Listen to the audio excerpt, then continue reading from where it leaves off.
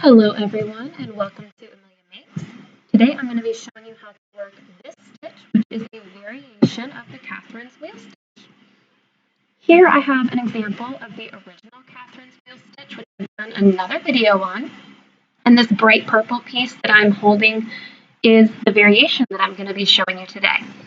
Now, the Catherine's wheel stitch still shows up very nicely when you do this in two colors especially. It's just not quite as pronounced as the original. So I'm going to be demonstrating this in two colors so you can really compare them with the original and see how it changes doing this in a smaller number of stitches. I have this H hook for my yarn, scissors at the ready, and we're going to get started.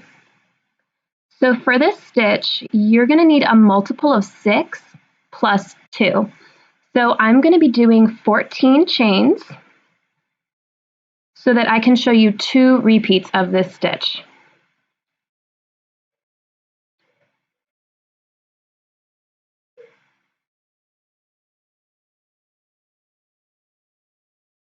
There we go. That should be 14.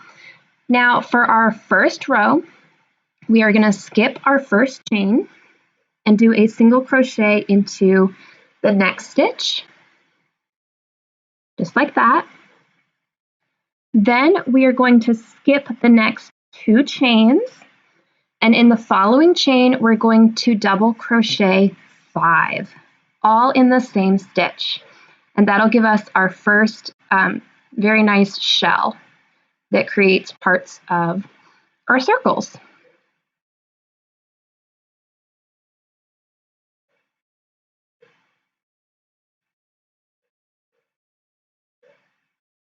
There's 4 and 5. Now, once you're done with your 5, you're going to skip 2 again. But what happens to me with this stitch is I always stretch out where I put those double crochets. So it really only looks like I'm skipping 1 stitch. But regardless, you do a single crochet after you skip those stitches. And then to repeat the pattern, you're going to skip 2 chains again, and again, double crochet 5. And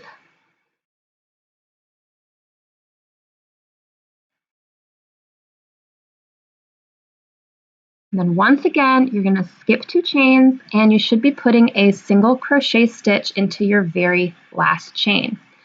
And that's row 1. It looks like a nice scalloped edge so far. Now I'm going to go ahead and change colors because rows 2 and 3 of our pattern are going to make a set of wheels. So I want all of those to be the same color. So after joining my next color, we start row 2 with chaining 3. This counts as a stitch, and we make sure our work is turned. And then starting with the next 2 stitches, we're going to double crochet 2 together. You do not use the stitch that your chain 3 is coming out of since it counts as a stitch. You use the next 2. Do all of those together, close it with a chain 1, and then you need to chain 2. And then you put a single crochet stitch into the very top of your shell from row 1.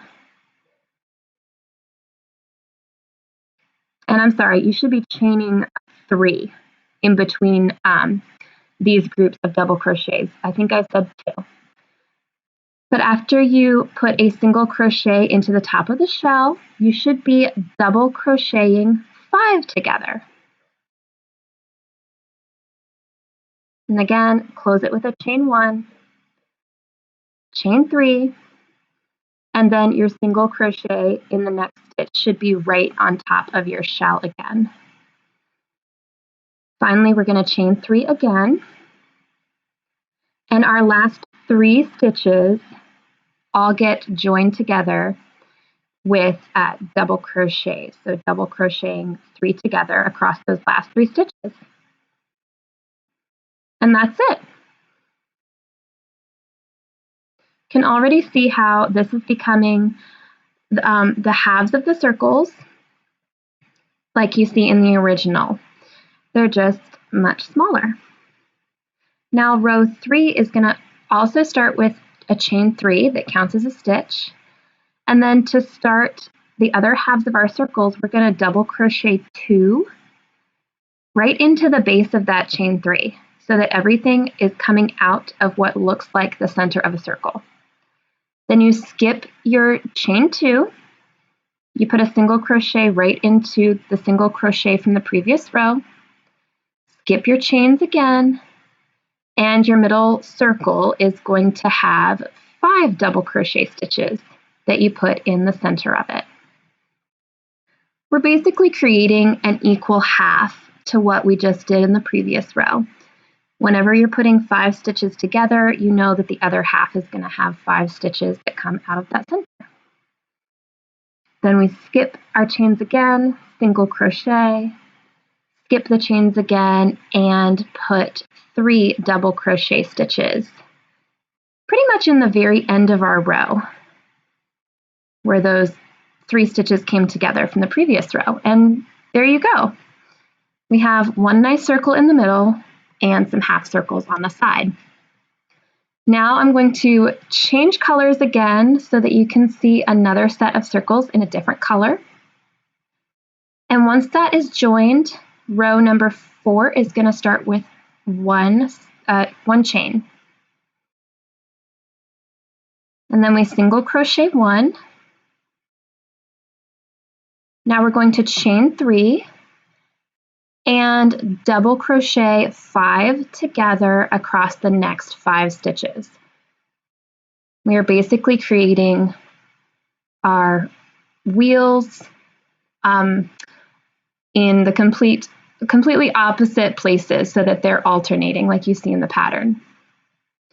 Those 5 stitches go together and then we chain 3. We're going to single crochet 1. It should be in the very top of your middle wheel. And then we chain 3 again. And again, you're going to double crochet 5 together across the next 5 stitches.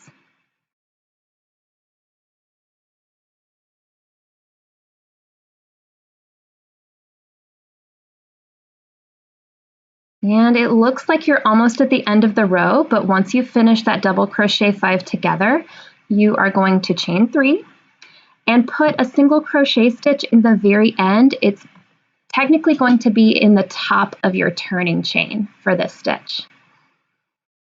Okay, that's row 4. And our very last row in our repeat, row 5, is also going to start with a chain 1, turning and putting a single crochet stitch there. Then we skip our chains and put 5 double crochet stitches into the center of our wheel that we made when we put 5 double crochet stitches together. Then you're going to skip your chains again, single crochet right into the top of your previous single crochet from row 4, and then simply do that again. Finish your other wheel with 5 double crochet stitches, skipping the chains on either side of that.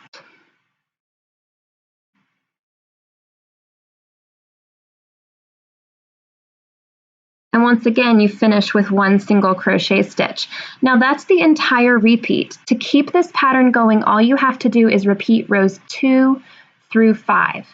Now here you'll see a quick comparison. The original Catherine's wheel stitch is much wider because it uses a bigger repeat of stitches. Both of these pieces are 2 repeats of the pattern wide. So you'll see they're very similar in width, but our variation is much narrower. So it can be used whenever you are wanting just a smaller pattern, or whenever you're creating an item and the size just works out better with a smaller repeat. This is just another option you can have to still give yourself the same effect.